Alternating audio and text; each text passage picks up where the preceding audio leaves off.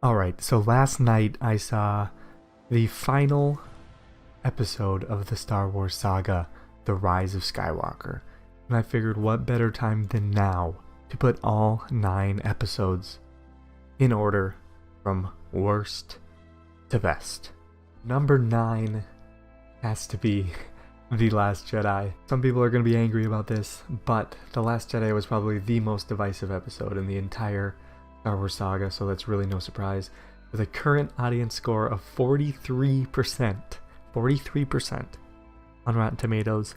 It's like the lowest rating of any Star Wars movie by a decent amount. I think the next closest was like 53, and that was The Phantom Menace. Pretty much all the intriguing mysteries that were set up in The Force Awakens were instantly shot down to subvert our expectations. Okay, subverting expectations can be good,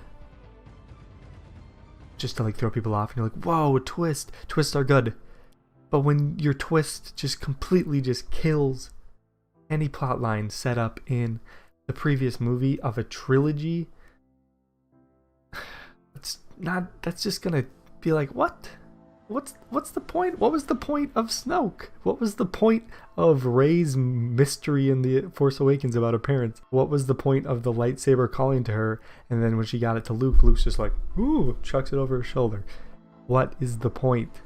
Along with the subversion of expectations, we have beloved characters like Luke Skywalker, who is completely changed. His whole character is completely changed. He's not even the same person. Oh, but 30 years went by and he's seen some stuff. He's not Luke Skywalker. People wanted to see Luke Skywalker. It's been 40 years, no, less than 40 years, but since he's been in the movie. But no, instead of Luke Skywalker, the hero that defeated Darth Vader, turned him back to the light side, and saved the galaxy, we get some Luke Skywalker who's afraid. He's a coward. He's a pessimist. He hates the Jedi. He hates the Force. And he lives on an island by himself while his friends and his sister and all of his people from the original trilogy are out there fighting against this new Sith. Well, it's not Sith because they don't talk about Sith at all, but new First Order, the evil people. He does nothing. He's just like, yeah, whatever. People can die. I don't care about him. That's not Luke. That's not who Luke is. This movie completely took Luke away from us. And then, oh look, Luke's good at the end. He became a hero. And then he just dies. So we don't get Luke at all. How disappointing. And along with that, there really wasn't much in this movie to like come back and watch. Think about it. The opening fight scene, like with Poe going on the Dreadnought, I think it was called. That was fun. That was cool. Good CGI. Then after that, the island was incredibly drawn out and boring. I mean, nothing happened. Pretty much it's her just trying to convince Luke to train her for over 20 minutes. The whole Canto Bite scene, most pointless waste of 30 minutes ever.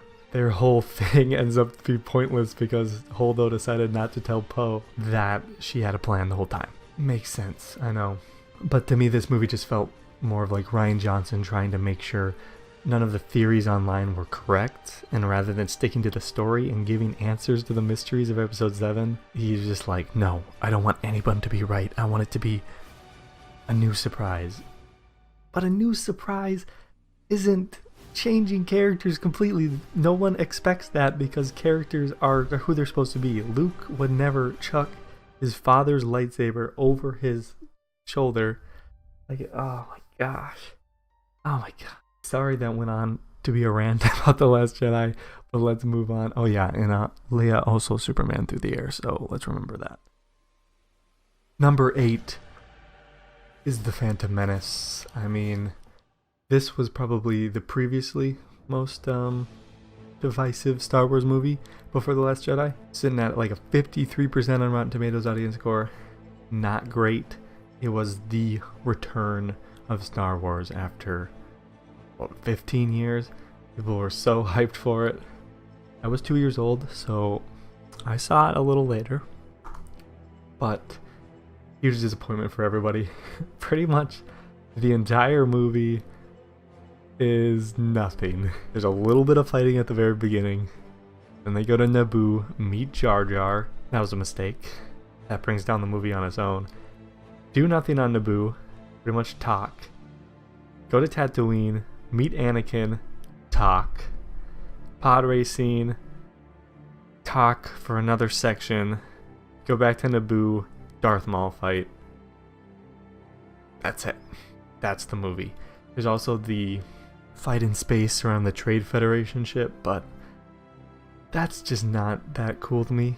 That fight, just Anakin being like, no, this is pod racing. The only really amazing part about this movie is the Darth Maul fight, and that's 15 minutes of the movie, and it's still better than The Last Jedi.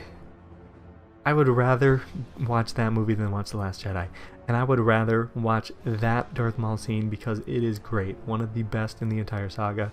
Duel of Fates, amazing. But the rest of the movie is just not. It's just boring. Very, very boring. Number 7, it was really close for me between 6 and 7, but I think I'm going to go with number 7 being Attack of the Clones. Biggest issue with Attack of the Clones is the first entire half of the movie is basically like the Phantom Menace. It's more adventurous than Phantom Menace. Like, they have the whole like city chase scene, and Obi-Wan goes to Kamino, but Anakin and Padme on Naboo, oof.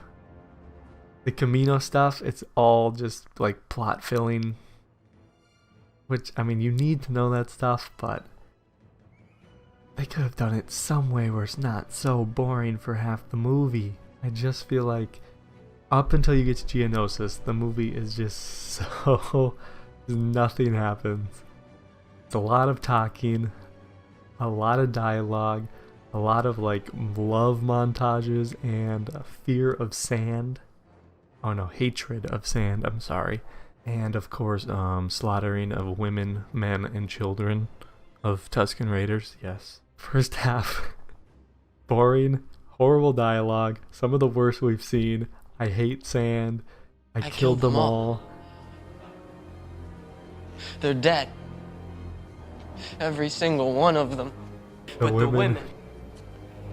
And the children too. All of them. Just like, they're like animals. And I slaughtered them like animals.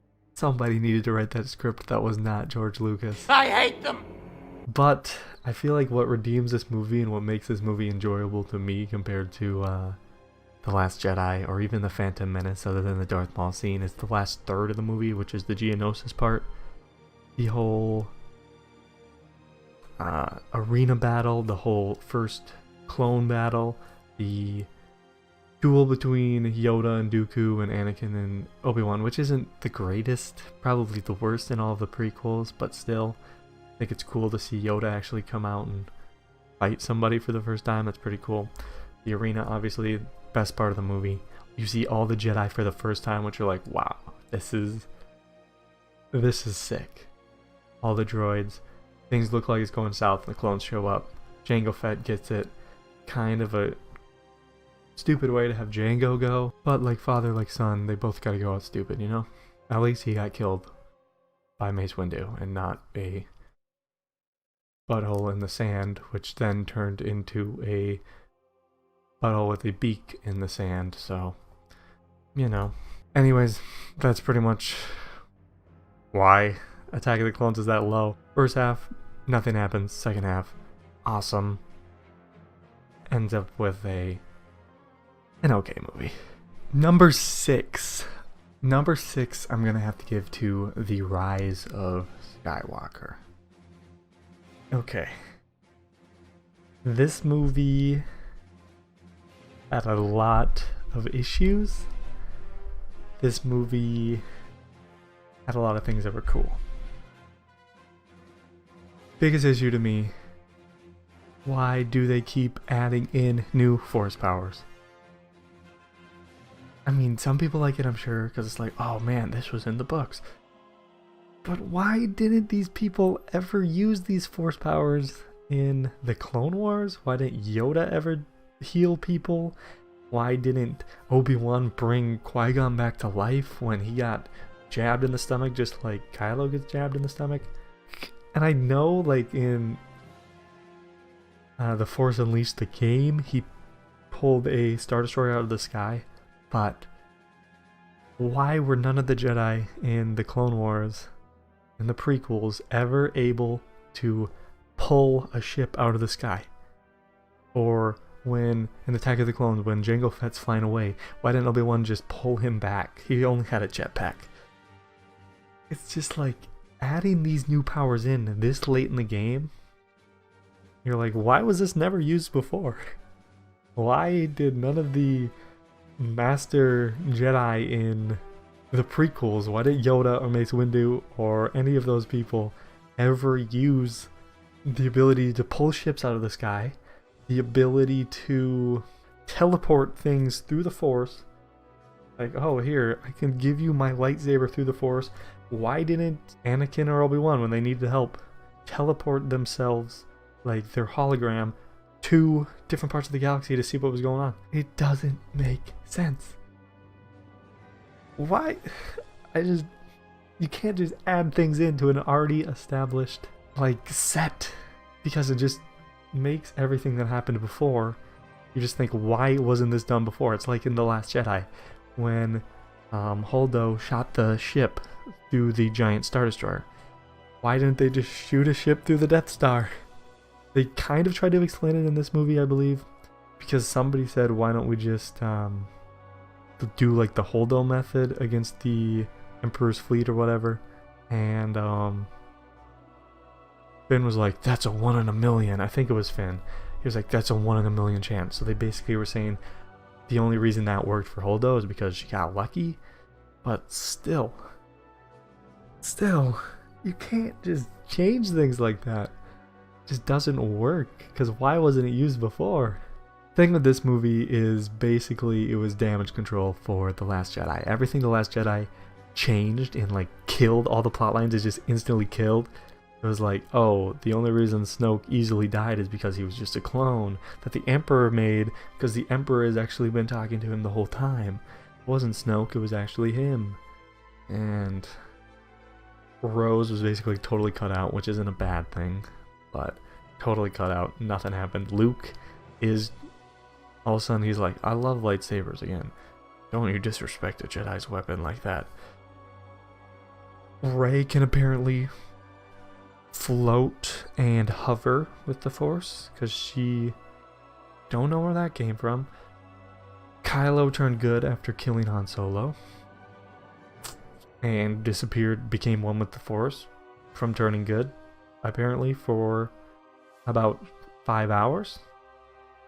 Don't know if that's how it worked usually, but that's what happened.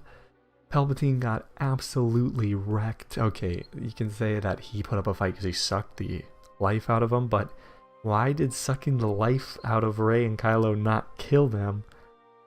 But when Kylo gave Rey his life force, which Palpatine already apparently sucked out, why did he die? There's just so many things you're like, what? Why? Why did Kylo die instantly? Why did Leia die by saying, because my best assumption is that she gave up her life force to give to Kylo, but then he dies anyway, so it's like, alright, Leia died for no reason? I guess to save Rey and save the galaxy, because Kylo had to save Rey, but Rey already saved the galaxy because she wrecked Palpatine, because Palpatine doesn't know how to turn off his lightning apparently, when one lightsaber blocks an entire giant lightning bolt that took out an entire armada of spaceships. One lightsaber with one hand can block it, but then when she puts two together, oh, it's gonna launch back at him, rip his skin off. But he does not stop. He does not learn that you don't shoot lightning at lightsabers because they reflect it back at you and it burns you. Nope, he didn't get that memo apparently. Other problems with it, the pacing at the beginning, super quick. And I've heard other people say that it felt like a scavenger hunt, which it did. I mean, they go to one planet, they're looking for something. They go to a planet, they don't find it. Somebody's like, oh, it's over there. They go to a different planet, they just go back and forth, back and forth, back and forth. Rise of Palpatine, which was definitely not the plan. Maybe it was the plan, but the way they presented it as like, yeah, that's definitely not how they wanted this to go down. A lot of nostalgia stuff. C-3PO was very talkative. There were some funny things he did, but eventually it gets like, all right, he's said enough jokes. Let's tone it down a little bit. Good things. The effects were amazing. It was action-packed. It just kept you going. You never get bored. No lull moments. Just complete. You're just going. The lightsaber fights, the one between Rey and Kylo, was kind of boring. It's not choreographed like the prequels. And they just kind of hack at each other. In The Last Jedi, they were equal. But now Kylo is like way more powerful. Like Rey doesn't even phase her. He just kind of wrecks her. Like he's like basically on the defense the whole time, just blocking her stuff. And then once he finally starts going in on her, she's on the ground. And it's not until he like gives up and she cheap shots him right in the stomach that that's the only way he loses. But they have the scene where it's like in close, like the normal lightsaber fights, and then they zoom out to kind of get a cool cinematic. And it's just kind of flat.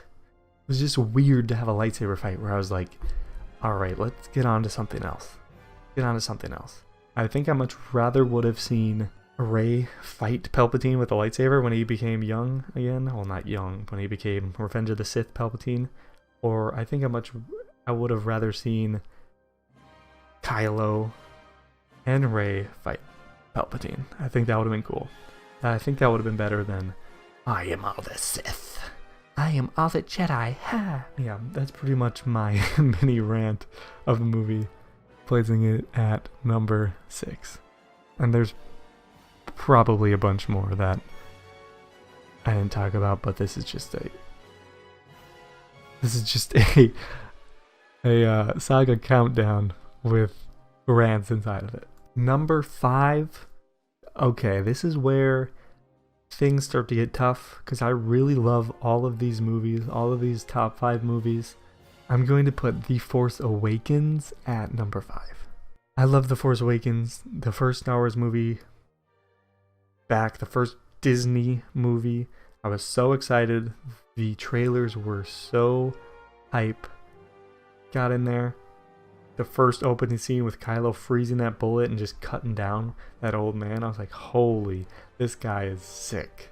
He goes on like his angry tantrums and destroys stuff, which I thought was kind of cool. But again, it's like, oh, he's really? He can't control himself that at all? But I really liked this movie.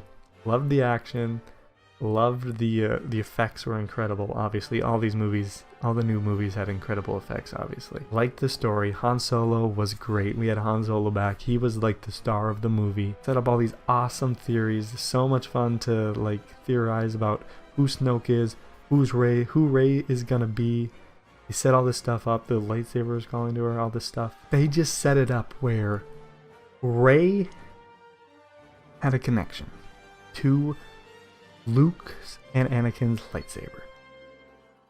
And Snoke being this mysterious Sith Lord that came out of nowhere. They said he's been living in the shadows for years. He's always been around, but he just was waiting for his time to take control. It set up all these really cool, intriguing, like, plots that you're like, what's gonna happen? All these theories came out. The theories were so fun to get into. So many different ones. So many cool ways they could have gone. And it was just an experience like we've been waiting for Star Wars for so long. Last time I saw it at that point was when I was like 8 years old. I saw the Revenge of the Sith in theaters. This was the first time I was back. Star Wars was back. It was back every year. Worst part about the entire movie, I believe, the whole Rey just kind of wrecked Kylo thing. That was like, ugh, really? He hasn't trained at all. That was her first time using the lightsaber.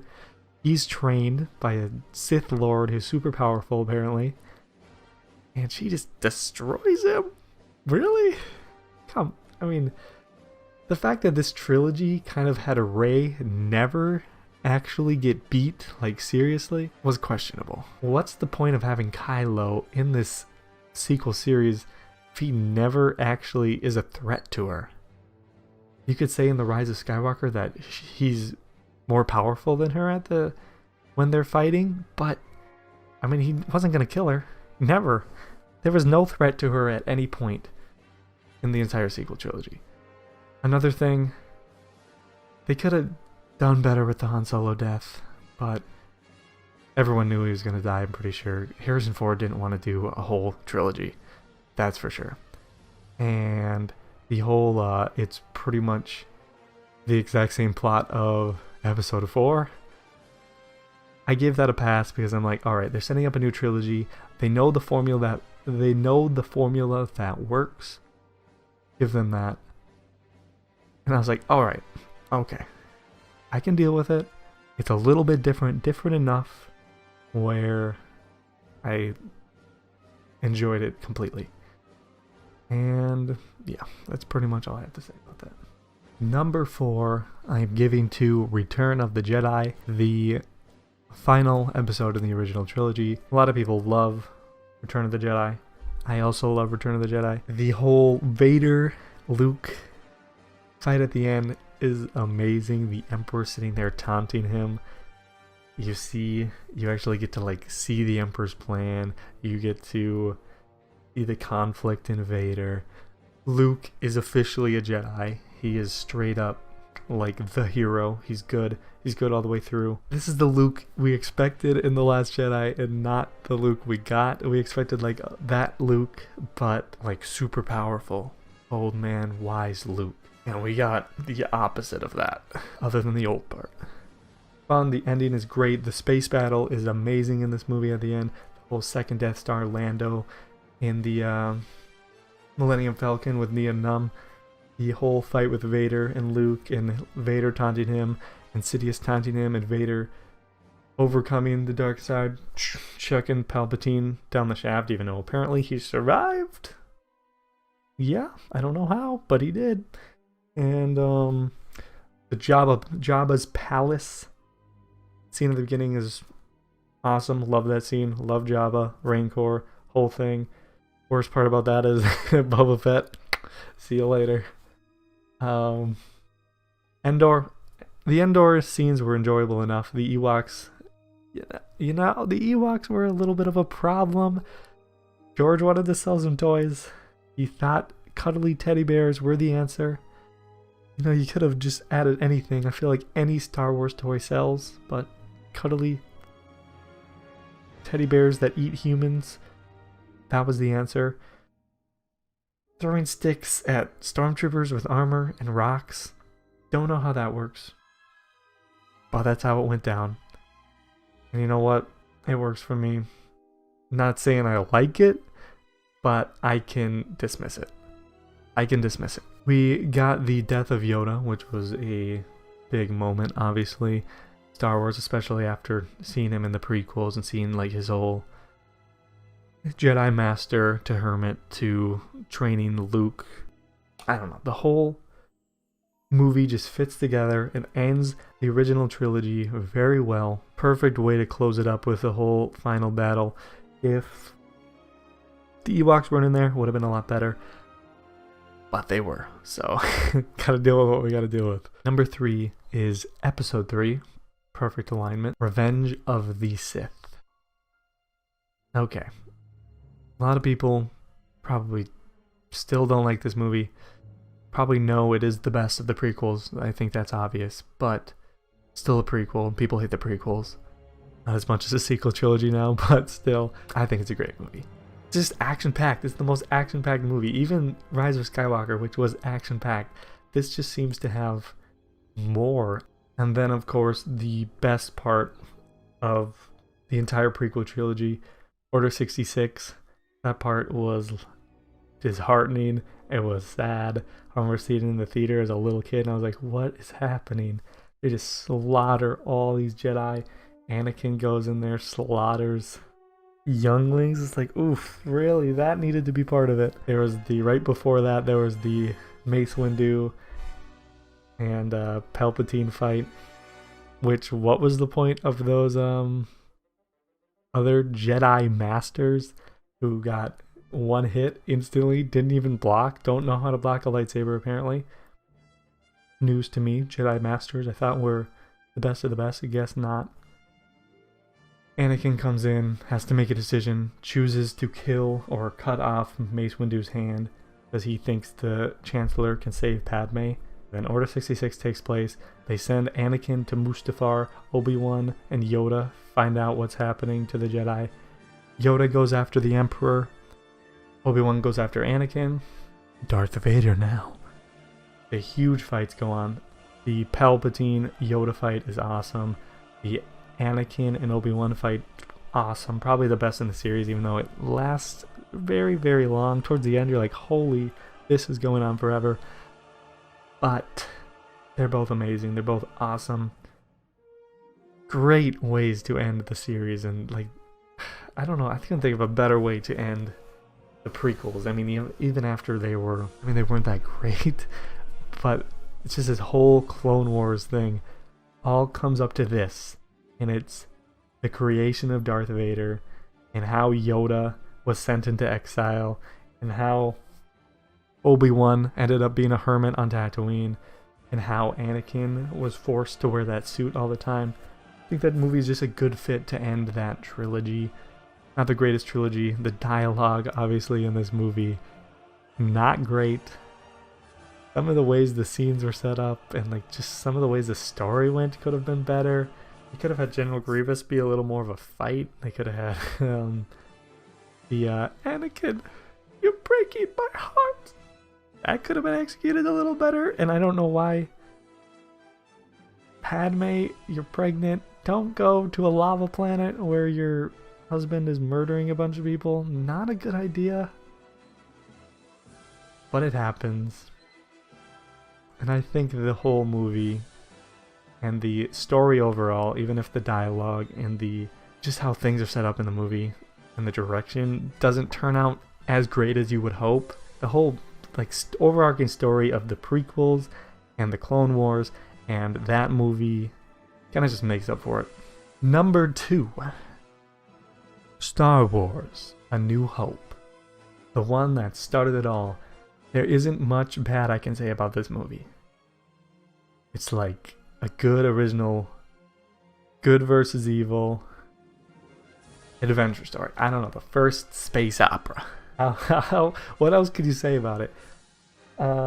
Starts with the scene on that rebel ship with Darth Vader coming in. Kind of perfect way to establish Darth Vader. Like, this guy is not messing around. He just chokes out fools. In this movie, he's more of a presence than a villain. He's there. He's there when they blow up Alderaan, even though Grand Moff Tarkin is making the decisions. He's just there. They all know he's there. When they're on the Death Star, he shows up at the end because they know he's a threat.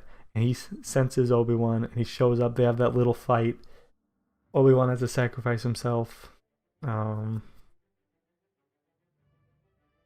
don't know. It's just the way they made Vader in this movie was just a perfect way to start off a saga. He was a presence. He wasn't the villain. He was the presence. I don't know how I can explain that more than that. But it was all about Luke finding himself, fulfilling his destiny as the chosen one, even though I don't know who the chosen one is now. Is it Anakin? Is it Luke? Or is it Rey? I don't know. Who is it now? I think Disney's like, oh, it's Rey. It's Rey. But who knows? You have the whole dynamic. Han Solo, amazing character. You get to meet Han Solo, Princess Leia, Luke, Chewie, Ben Kenobi. I literally don't know. All I can say about this movie is good things. There aren't very many bad moments in this movie at all. Worst part about the entire movie is Chewie didn't get a medal. Poor Chewie. Finally got it in episode 9. Number 1. It's a lot harder for me apparently to say more about the movies that I actually love rather than the ones that I hate. I guess the ones that I hate, there's more I can just pick apart and say what I don't like. But in the movies I like, it's just like, I just like this movie. It's what I enjoy. And obviously number 1 is The Empire Strikes Back. Oh my gosh, this movie is so good. I remember rewatching it before The Force Awakens came out. It was the first time I saw it in a few years, and I was like, wow, That movie was so good. That's literally the first thing I said to myself after I watched it. I was like, that movie is so good. Just everything about it. I don't know. There's literally not a bad moment in this movie. It's one of the greatest movies ever made. Hoth battle. That's the start. Amazing. Tauntaun, Wampa, everything. Like I've said, it's so hard. I don't want to just like go over the entire movie. That's what I'm trying to avoid. Is just like reviewing or summarizing the entire movie. I don't want to do that. Just say I just like everything. Hoth, amazing. Dagobah, introduction of Yoda, introduction of the Force. We didn't know at this point that you could lift stuff up with the Force. That the most powerful Force user was a little green midget man that lived on a swamp planet. Really cool whole dynamic there. Yoda trains Luke. Luke fights the Vision Vader, which is kind of a cool moment as well. And it turns out to be him. And then as this is going on, you have Han Solo and Leia and Chewie and C-3PO and just them. And they're going through the asteroid field, and then at the same time you see Vader, you meet the Emperor, you see him without his helmet, or the back of his head without his helmet for the first time, and you're like, what is this guy? He chokes out some fools, assigns some bounty hunters, come after Han Solo. Fine, you meet Boba Fett, fan favorite obviously, even though he doesn't really do much, everybody still loves him. That includes me. And the Bespin scene's awesome. Lando Calrissian. Vader is you're like, oh man, this guy does not mess around. Blocks bullets with his freaking hands. Luke's like, I gotta go save my friends. Flies out there. This is turning into a summary, just like I didn't want. The Vader Luke fight in this movie is my favorite. Even in the prequels, the whole choreographed, the prequel fights are awesome. They look so cool. This one is just my favorite. The way that Vader taunts Luke the entire time that they're fighting. I just love it so much. I just can't. I literally just watch the scene. I'm just like, wow, this is so cool. Impressive. Most impressive. The Force is with you, young Skywalker, but you are not a Jedi yet. Oh, God, I love it so much. So good. Han Solo gets frozen in carbonite. Didn't know if Harrison Ford was coming back. Works for me. Literally love everything. I love that Boba Fett takes him away. I think that's cool. That scene with Boba Fett out on the Cloud City platform. That is such a cool shot. The whole hand cut off. That's like the first time you actually see like somebody get their hand wiped. You're like, whoa, that can happen. The huge twist. The twist that shook the earth in the 80s. I am your father. Man. That end the entire movie on that. They lost. That's the end of the movie. Back then, apparently, this is what I've been told, people were like, what? That's how it ends? He gets his hand cut off, you find out he's his father, and that's the end. 3 years. You gotta wait 3 years. Apparently people didn't even believe it was true. They thought he was lying. That is nuts. I kind of am sad I didn't get to experience that myself in the theater. That's what I wanted The Last Jedi to be. Was the Empire Strikes Back for me. One that I'd actually get to experience like brand new. But it wasn't. But that is my list. I know it was super long. I know I ranted a lot, but that is my list. Give me your list down below if you agree, if you disagree. Probably disagree about something. There's 9 movies. Some things get interchanged in there. Leave them down below. I want to see them, talk about them. And if you want to see more Star Wars type videos, stuff like this, just talk about Star Wars games we do all the time, then make sure to hit that subscribe button and leave a like and comment what you would like to see as well. Thank you for watching. See you later.